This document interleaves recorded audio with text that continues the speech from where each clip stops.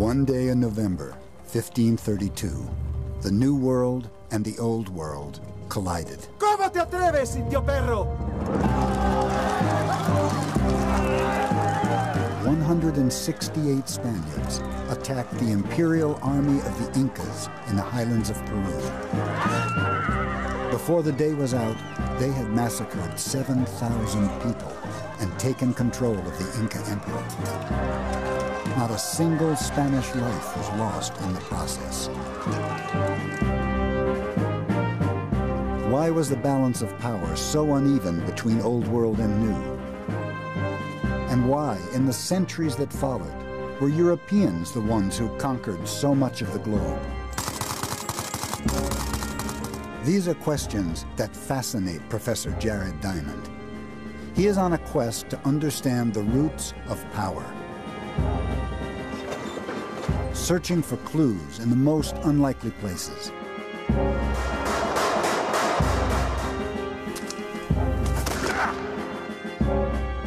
He's developed a highly original theory that what separates the winners from the losers is the land itself, geography. It was the shape of the continents, their crops and animals, that allowed some cultures to flourish, while others were left behind. But can this way of seeing the world shed light on the events of 1532?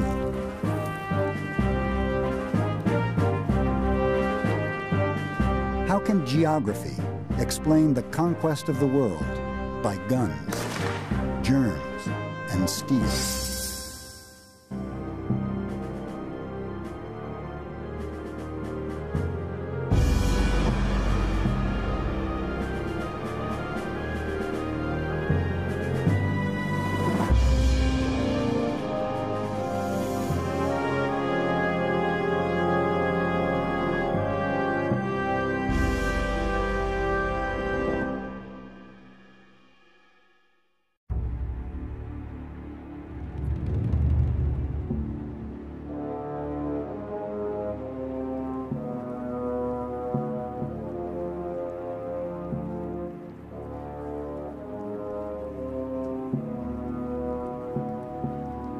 For 2 years, a band of Spanish conquistadors has been traveling in search of gold and glory.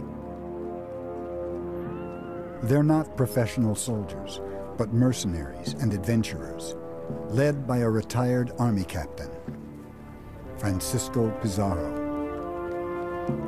He's already made a fortune for himself in the colonies of Central America. Now he's taking his men south into unknown territory. They are the first Europeans to have climbed the Andes and ventured this far into the continent of South America.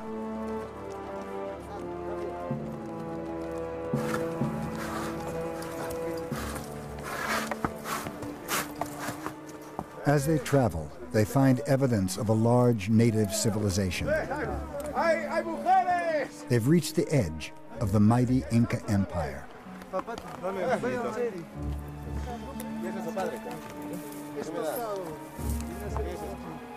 For Indians and Spaniards alike, any encounter is a clash of cultures.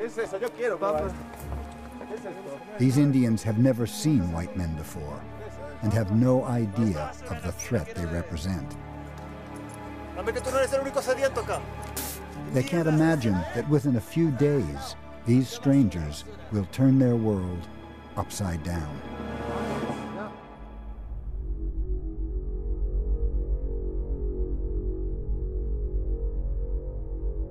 By the 1530s, the Inca Empire was enormous.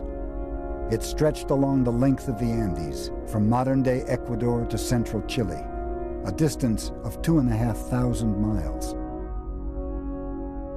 But just 500 miles to the north began the colonies of Central America and the Caribbean, prized possessions of the Spanish Empire. At the time, the Spanish king controlled a third of mainland Europe, but Spain itself had only recently become a unified state. having fought off 700 years of occupation by Islamic Moors.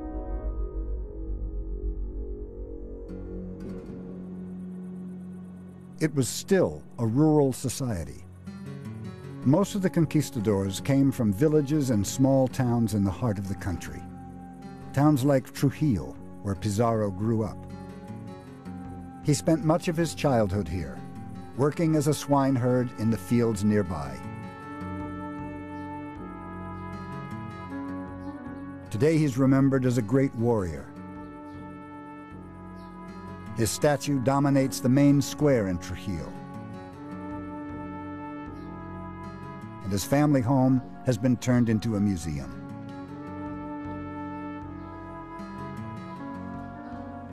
Jared Diamond has come here to explore the world of the conquistadors and understand the secret of their success. This is Francisco Pizarro, a Spaniard who conquered the most powerful state in the New World, the Inca Empire. Why did Pizarro and his men conquer the Incas instead of the other way around? It seems like a simple question. The answer isn't immediately obvious. After all, Pizarro started out as a rather ordinary person, and Trujillo here is a rather ordinary town. So what is it that gave Pizarro and his men this enormous power?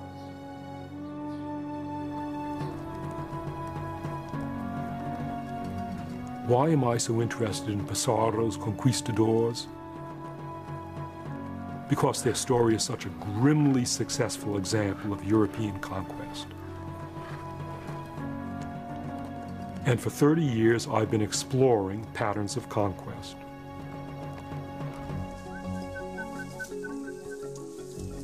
Jared Diamond is a professor at UCLA in Los Angeles. But most of his fieldwork has been done in Papua New Guinea. His time there inspired him to explore the roots of inequality in the modern world, to understand why some people have been able to dominate and conquer others.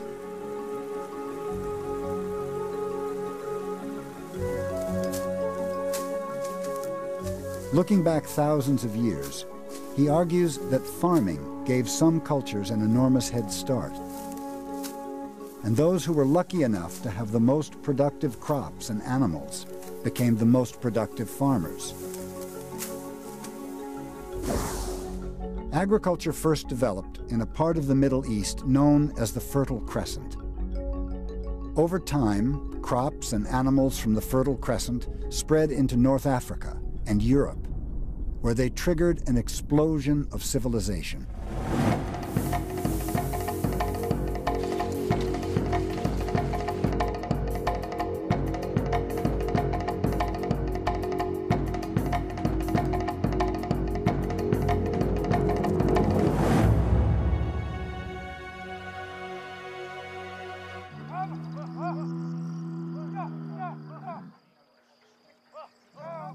By the 16th century, European farms were dominated by livestock animals that had come from the Fertile Crescent. None were native to Europe. They provided more than just meat. They were a source of milk and wool, leather and manure. And crucially, they provided muscle power.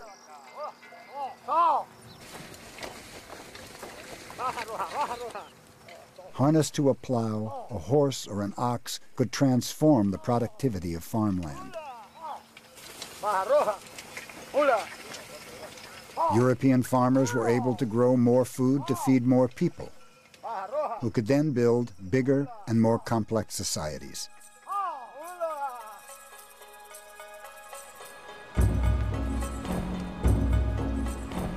In the New World, there were no horses or cattle for farming. All the work had to be done by hand. The only large domestic animal was the llama, but these docile creatures have never been harnessed to a plow. The Incas were very skilled at growing potatoes and corn, but because of their geography, they could never be as productive as European farmers.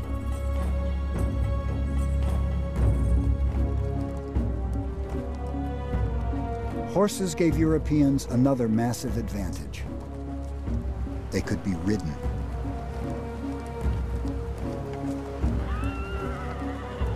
To the Incas, the sight of Pizarro's conquistadors passing through their land is extraordinary.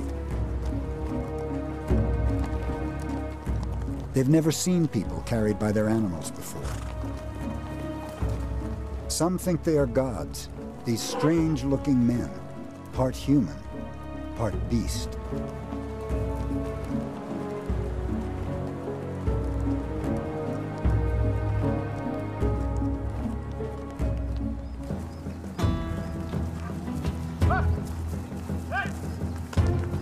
The horses that seemed so exotic to the Incas had already been used in Spain for 4,000 years.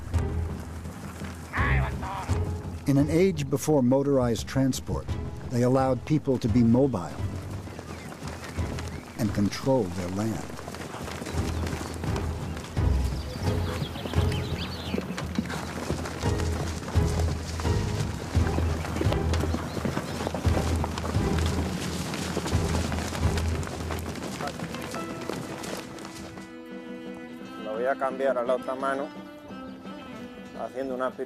When Javier Martin is not herding cattle, he gives displays of traditional Spanish horsemanship.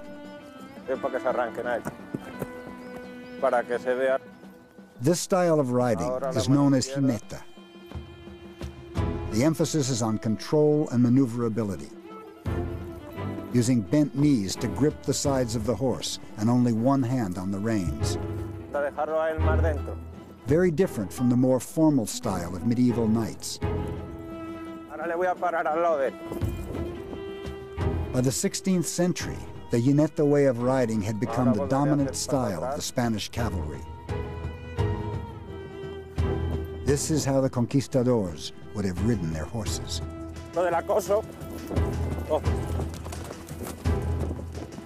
It's an amazing display of a big animal being controlled by a person, precise control, stopping and starting and turning. Javier told me that he has been riding since he was 5 years old, and when I watched this, I have a better understanding of where the conquistadors were coming from. They were masters of these techniques, and they learned these techniques for working with bulls, but the techniques were also good in a military context as well, and I can see that this control would let you ride down people in the open.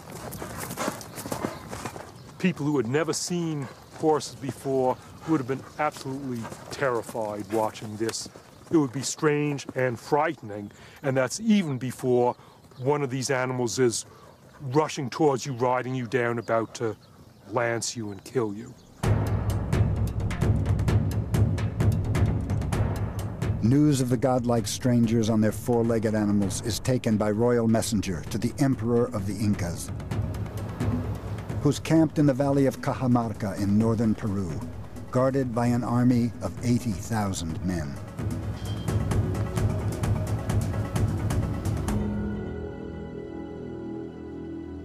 Atahualpa is revered as a living god, a son of the sun itself.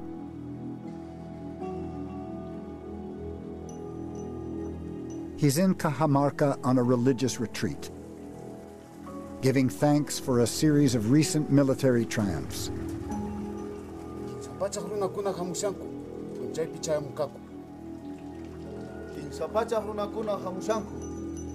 When he hears about the progress of the Spaniards, he chooses not to have them killed. Instead, he sends back a message.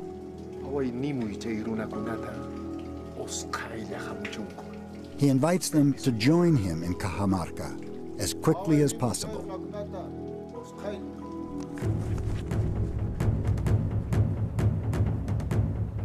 Atahualpa wanted the Spaniards to come to Cajamarca and enter into a trap.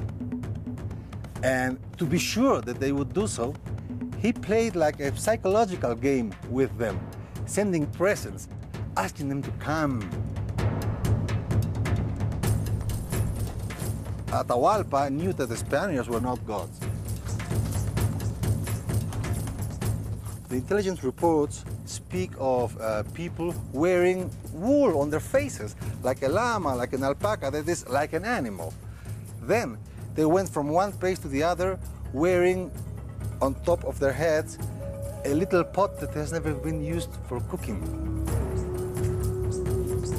You need to be crazy to walk with a pot. But you must be beyond salvation if you arrive to a camp and you don't use that pot to cook. Atahualpa had an idea that these were subhumans. What could a few horsemen and 100 and so Spaniards do to the powerful Inca? Virtually nothing. But Atahualpa's spies don't realize that the Spanish are armed with some of the best weapons in the world.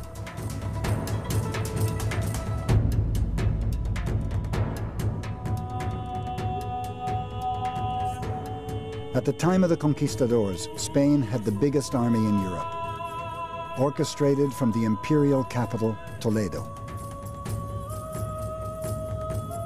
For more than 700 years, the Spaniards had been at war, fighting against the Moors and other European armies. There was an arms race in Europe. To survive, the Spaniards needed to keep up with the latest in weapons technology.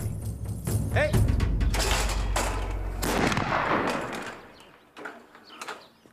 By the 1530s, the harquebus was an important part of the Spanish arsenal. Gunpowder had originally come from China, but its use as a weapon was pioneered by the Arabs. In European hands, guns became lighter and more portable, and were used for the first time by foot soldiers on the battlefield.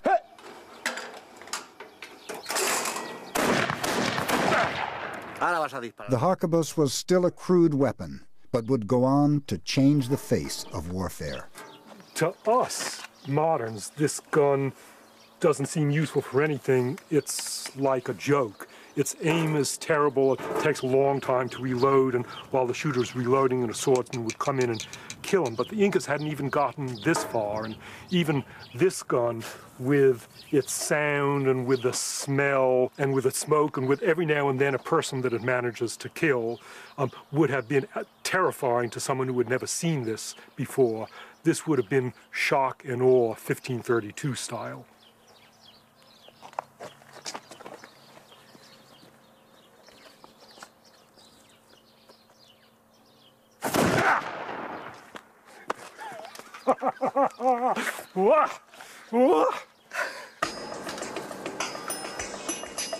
For all its bluster, the technology of gunpowder was still in its infancy.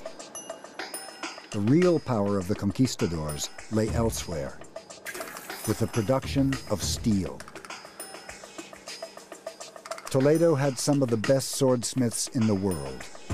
But why were people here able to craft deadly steel weapons, while the Incas were still making simple bronze tools?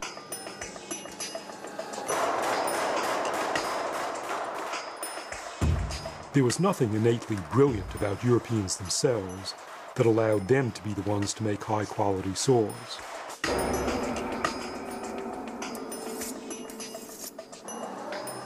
Just as with guns, swords were the result of a long process of trial and error that began outside Europe. People started working with metal in the Fertile Crescent 7,000 years ago. And because Europe was geographically close to the Fertile Crescent, Europeans inherited this metal technology.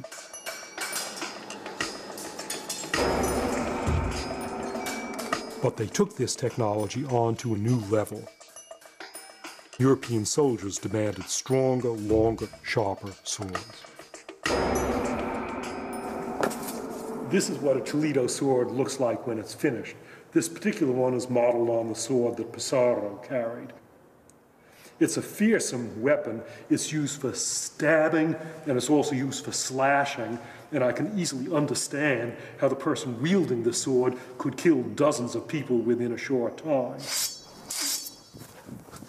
Swords like this, rapiers, represented a high point in a very sophisticated metalworking technology. If you think about what the qualities are that are needed in a sword, first of all, it has to be hard enough, the metal has to be hard enough to take a sharp edge. And that requires steel. That is iron infused with carbon. And the more carbon you put into the iron, then the harder the metal is. But if you make it too hard, then it's brittle. And that's no good because as you hit somebody, your sword would break. And so you also need your sword to have a certain pliability, an ability to bend and spring back into shape. And it's got, by heating it to certain temperatures, plunging it into cold water, immense amount of experimentation. It took centuries to get to the level of sophistication where you could get something so long and elegant and fine and deadly as the rapier.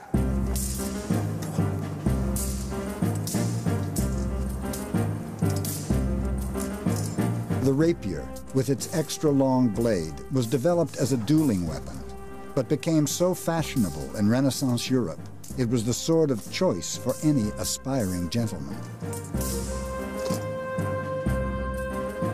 The word rapier derives from the Spanish term espada ropera, and that means dress sword. And for the first time in Spain, we start to see people wearing the sword with their everyday clothing, their civilian dress, going about their everyday business. They didn't do that in the Middle Ages. This is something new in the 16th century. And it's saying, I have arrived, I am a gentleman, I am upwardly mobile, and I claim ancestry from the knights of the Middle Ages. It was very much a symbol of the conquistadors' aspiring greed. The thing that drove them through all their hardships, the thing that made them go to the Americas, was their lust for gold, their lust for self-advancement. And the rapier absolutely symbolized that overbearing avarice.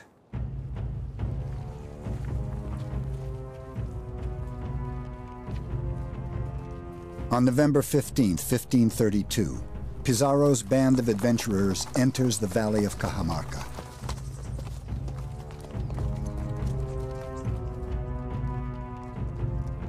They've been told that Atahualpa is waiting for them here,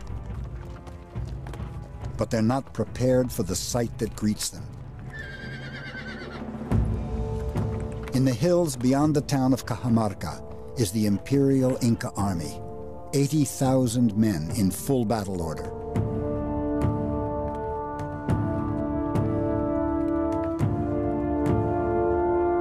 The conquistadors' own journals bear witness to their first impressions. Their camp looked like a very beautiful city. We'd seen nothing like it in the Indies until then, and it scared us, because we were so few and so deep in this land.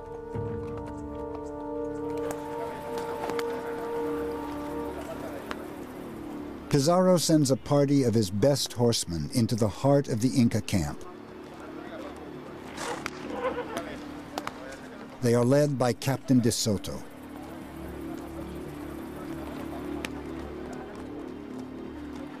They are gambling that Atahualpa will allow them to pass through the camp unharmed,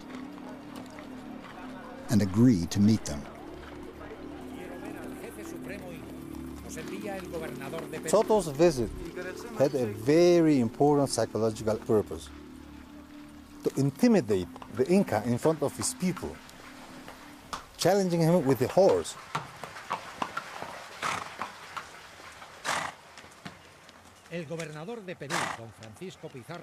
Atahualpa at first didn't react to Soto's presence, as if nobody had entered the room. Once the horse comes eye to eye with the Inca is still calm, showing that the horse has no impact on him, calling Soto's bluff. The captain advanced so close that the horse's nostrils disturbed the fringe on the Inca's forehead. But the Inca never moved.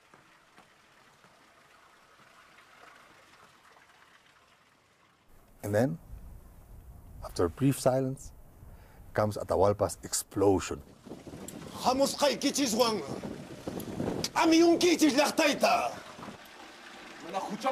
He was telling them, the time has come for you to pay.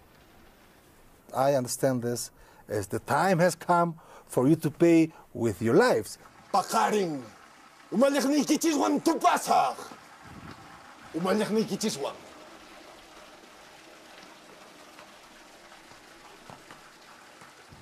Soto, I understand, was nervous enough to come back with fear to the camp. And as we know, the Spaniards spent the night before in extreme fear.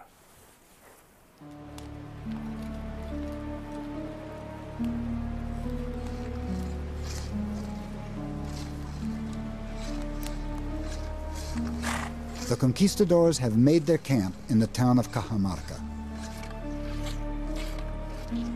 Many of them are now convinced they are facing oblivion. 168 soldiers, 1,000 miles from any other Spaniard, facing an army of 80,000 Incas. Few of us slept that night. We kept watch in the square, from where we could see the campfires of the Indian army. It was a fearful sight, like a brilliantly star-studded night.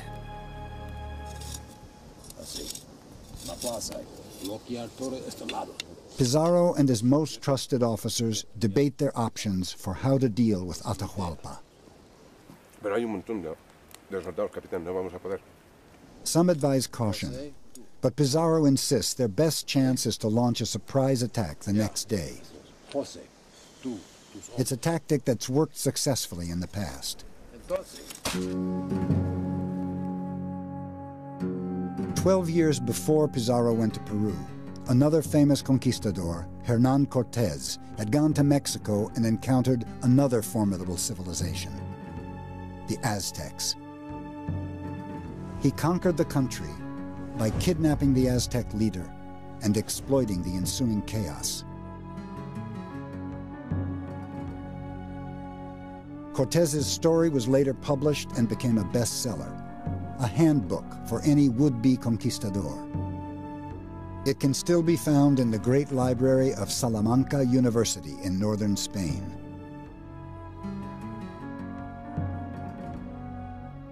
This wonderful library here can be thought of, among other things, as a repository of dirty tricks, because in these books are the accounts of what generals had been doing to other generals for thousands of years in the past and across much of Eurasia.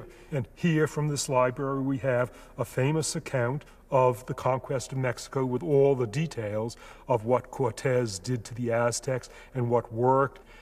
That was a model for Pizarro to give him ideas what exactly to try out on the Incas, whereas the Incas, without writing, had only local knowledge transmitted by oral memory, and they were unsophisticated and naive compared to the Spaniards because of writing. But if books were so useful, why couldn't the Incas read or write?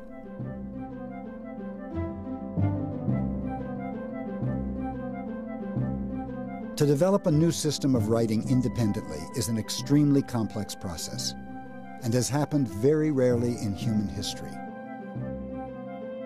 It was first achieved by the Sumerian people of the Fertile Crescent at least 5,000 years ago. They pioneered an elaborate system of symbols called cuneiform, possibly as a way of recording farming transactions. Ever since, almost every other written language of Europe and Asia has copied, adapted, or simply been inspired by the basics of cuneiform.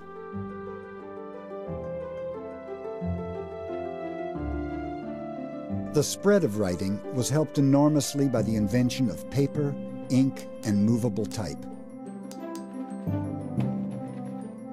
Innovations that all came from outside Europe, but were seized upon by Europeans in the Middle Ages to produce the ultimate transmitter of knowledge: the printing press.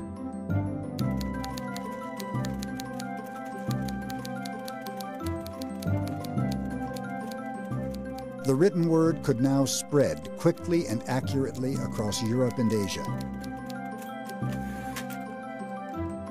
The modern world would be impossible without the development of writing.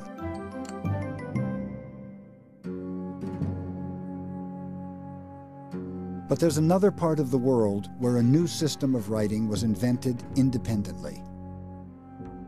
In southern Mexico, at least 2,500 years ago, native people developed a way of working with symbols that evolved into the Mayan script.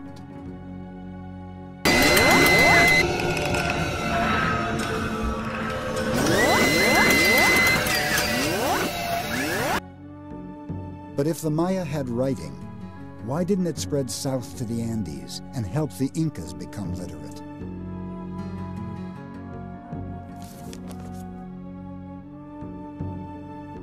For Diamond, the answer lies in the shape of the continents.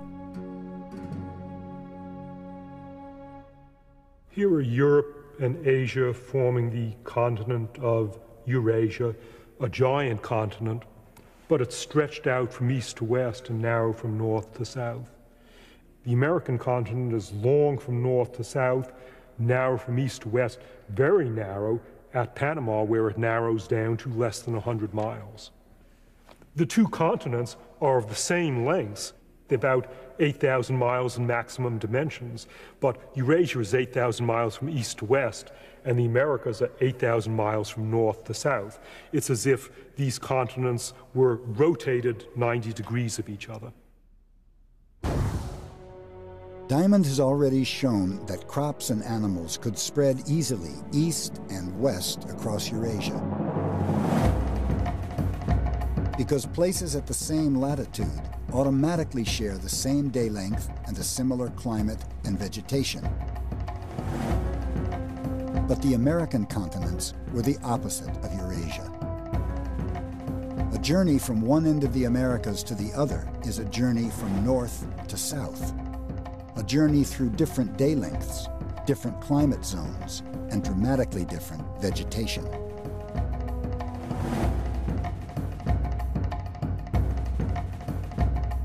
These basic differences hindered the spread of crops and animals, as well as people, ideas, and technologies.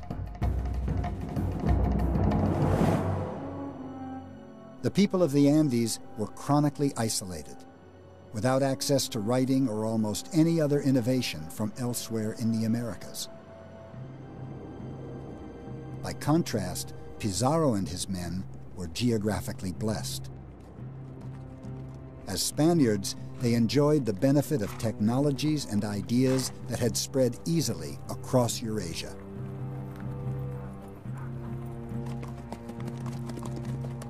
The events of 1532 were clearly influenced by deep causes, over which no individual Spaniard or Inca had any control. The shape of the continents, the distribution of plants and animals, the spread of Eurasian technology. These were facts of geography. And at almost every turn of the drama, geography was tilted in favor of Europeans.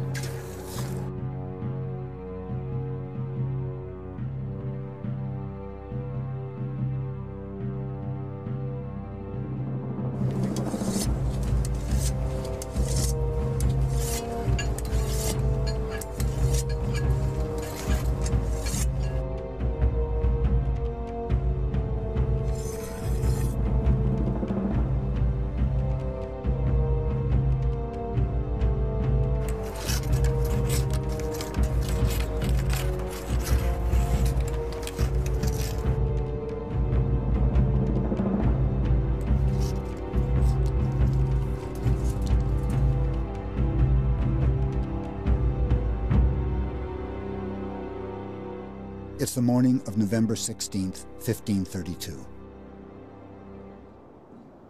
Atahualpa has agreed to meet the Spaniards in the town of Cajamarca and sends his entourage ahead of him. But he makes a fateful decision: that his soldiers should not carry weapons. the Indians were musicians and dancers. They were soldiers, but unarmed.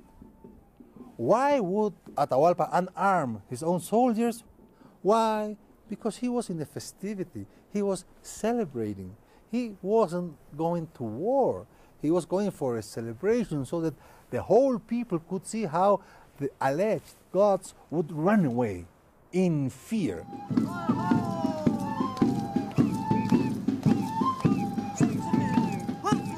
The fact that some people believed that the Spaniards were gods would play better in the hands of Atahualpa's purpose.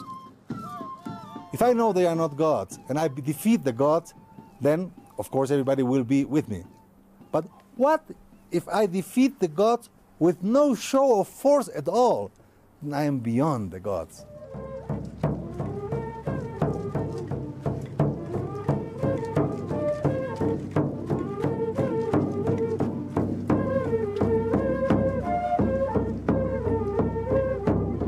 While Atahualpa and his men enter Cajamarca, the Spaniards are waiting, hidden from view.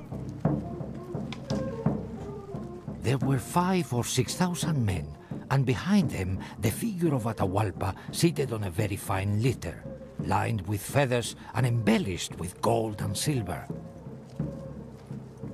Many of us pissed ourselves out of sheer terror.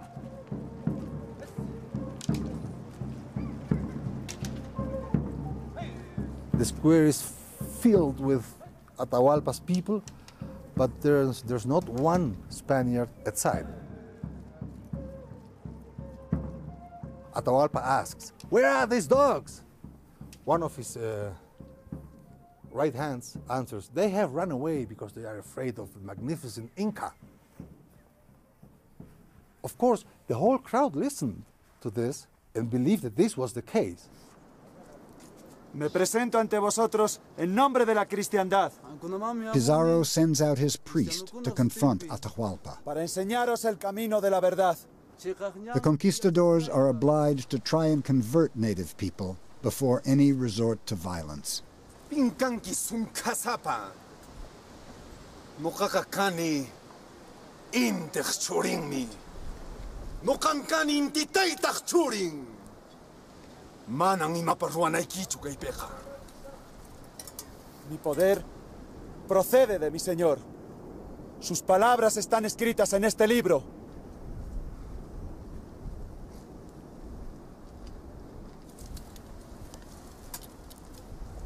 Imankaipi. Atahualpa has never seen a book before. He doesn't know what to do with it.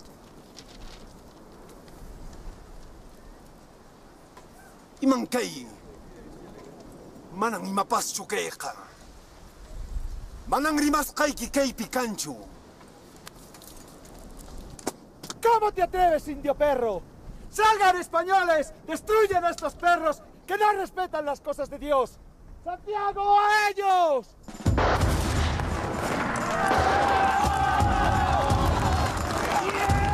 At that moment, with the crowd absolutely unprepared, the horses come. There was massive panic.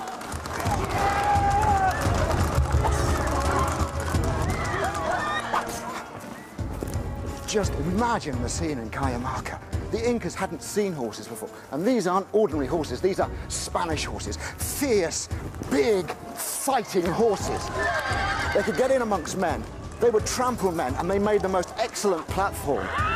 From the horse, you could stab down to the left, stab down to the right. You could cut, you could scythe, hacking all about you.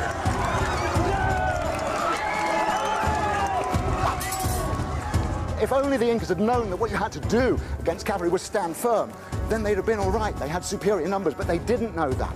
They fled, they broke ranks, and then the horsemen could get in amongst them, and they cut them down.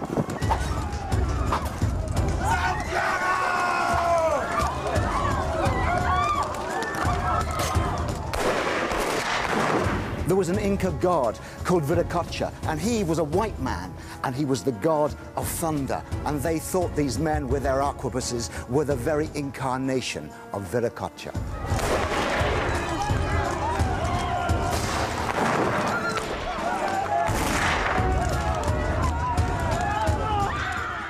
Inca force was in his litter, helped by his carriers. As soon as they were able to do it, the Spaniards went after the litter, and they started killing the carriers. One carrier would fall, and another one would replace him.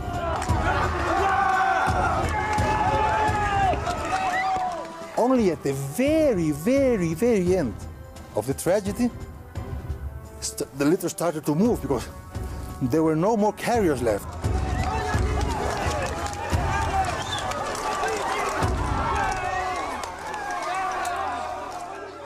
As the litter falls, Pizarro himself captures Atahualpa. His plan has worked to perfection.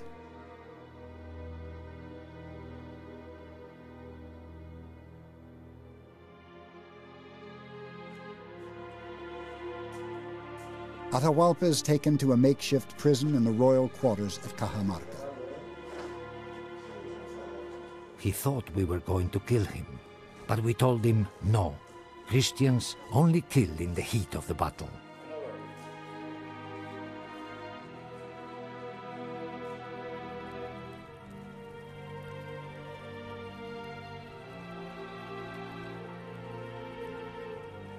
Outside, thousands of Incas are dead. The rest of the army has retreated to the hills. In spite of a massive imbalance in numbers, Spanish horses, swords, and strategy have proved decisive. But the Spaniards possessed another weapon they didn't even know they had. A weapon of mass destruction that had marched invisibly ahead of them.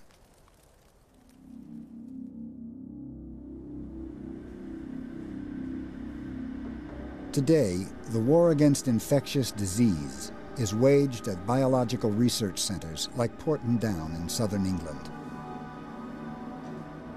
They produce vaccines here against the world's deadliest viruses. In the 16th century, there were no vaccines, and there was no protection from the rampant spread of infectious disease.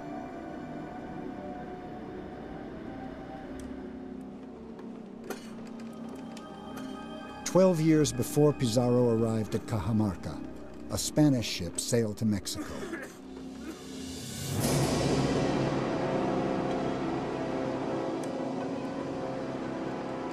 On board, one of the slaves was suffering from the first signs of a fever.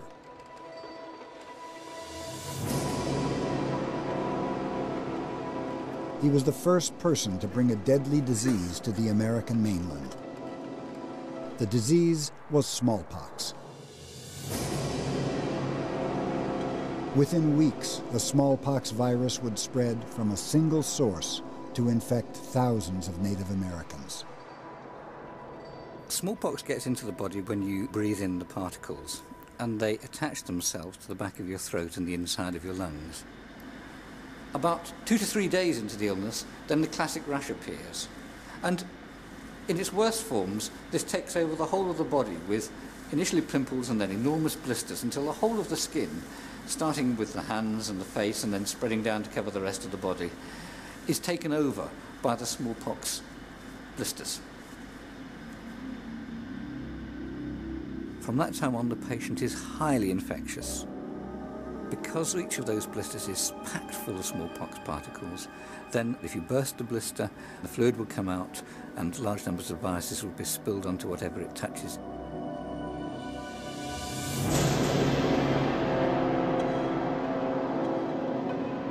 "10 to 12 days later, his friends would begin to be taken ill, and then 10 to 12 days after that, their friends. That kind of rate means the disease spreads exponentially.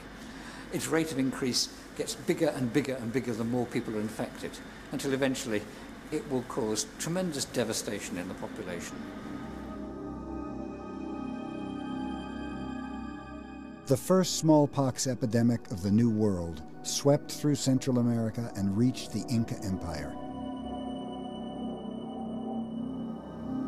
Wherever it went, the virus decimated native populations. making them easier prey for Spanish conquest.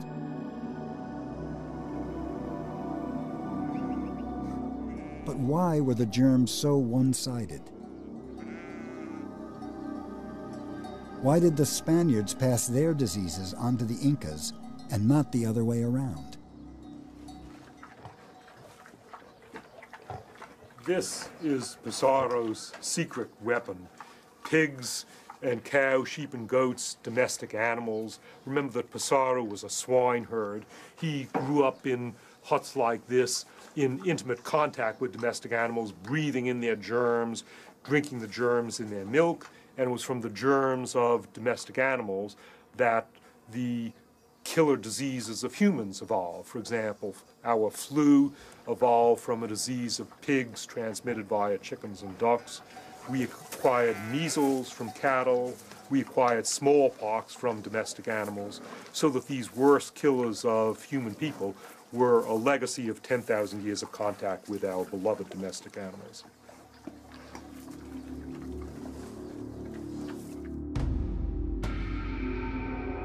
During the Middle Ages, infectious diseases swept through Europe and claimed millions of lives.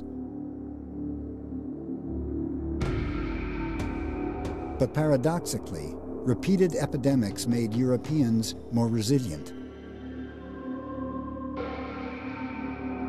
In each outbreak, there were always some people who were genetically better able to fight off the virus. These people were more likely to survive and have children. In the process, they'd pass on their genetic resistance. Over centuries, whole populations acquired some degree of protection against the spread of diseases like smallpox, a protection the Incas never had.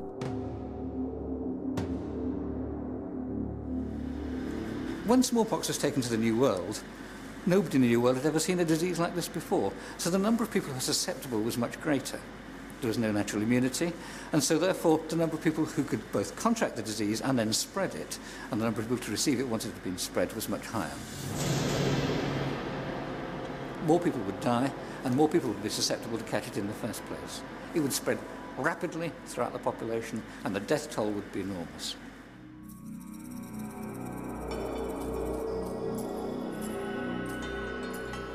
Why hadn't Native Americans encountered smallpox before? And why didn't they have any deadly diseases of their own to pass on to the Spaniards? It's simply because they didn't have the same history of contact with farm animals. The Incas had llamas, but llamas aren't like European cows and sheep. They're not milked, they're not kept in large herds, and they don't live in barns and huts alongside humans. There was no significant exchange of germs between llamas and people. The key to Diamond's argument is the distribution of farm animals around the world. Aside from the llama, all the large farm animals were native to Eurasia and North Africa. None was ever domesticated in North America, Sub-Saharan Africa, or Australia. As a result, the worst epidemic diseases were also native to Eurasia and North Africa, and were then spread around the world with deadly effect.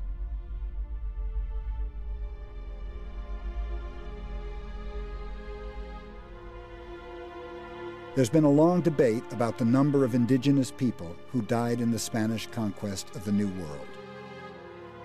Some scholars think there may have been a population of 20 million Native Americans, and the vast majority, perhaps 95%, were killed by Old World diseases. A continent virtually emptied of its people.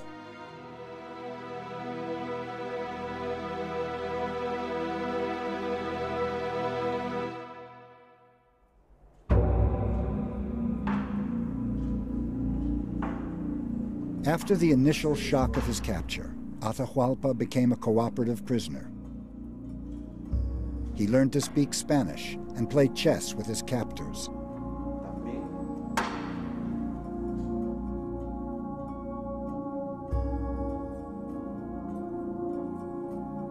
The Spaniards realized he was more useful to them alive than dead. He was allowed to reestablish his court and prison, as long as he ordered his people to accept Spanish rule.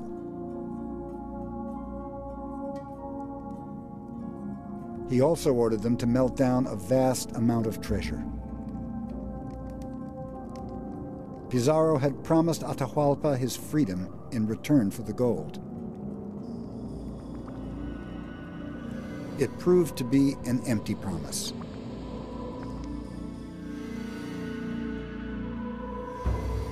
Having handed over 20 tons of gold and silver, Atahualpa was no longer useful to his captors. Su infinita misericordia, en el último instante, le tendió una mano y lo llevó al reino de los cielos. Ahora, recemos por su alma. He was garroted to death in the same square where so many of his followers had been slaughtered 8 months earlier.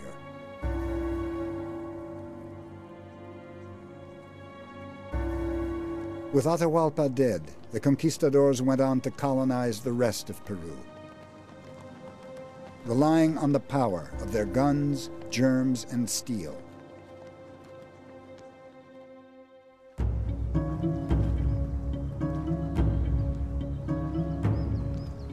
Gold from the Spanish colonies was brought back to Seville in southern Spain. There's little activity on the Guadalquivir River today, but in the 16th century, this was among the most important, busiest ports in the world. The steady flow of ships carrying treasure from the Americas helped Spain become one of the richest nations on earth. The conquistadors had changed forever the relationship between Old World and New. I came to Spain to answer a question. Why did Pizarro and his men conquer the Incas instead of the other way around? There's a whole mythology that conquest and the European expansion in general resulted from Europeans themselves being especially brave or bold or inventive or smart. But the answers turn out to have nothing to do with any personal qualities of Europeans. Yeah, Pizarro and his men were brave, but there were plenty of brave Incas. Instead, Europeans were accidental conquerors. By virtue of their geographic location in history, they were the first people to acquire guns, germs, and steel.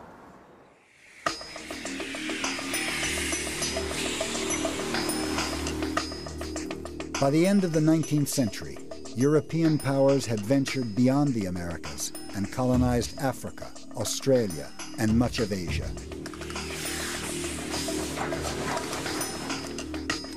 The process that began at Cajamarca had reached its logical conclusion.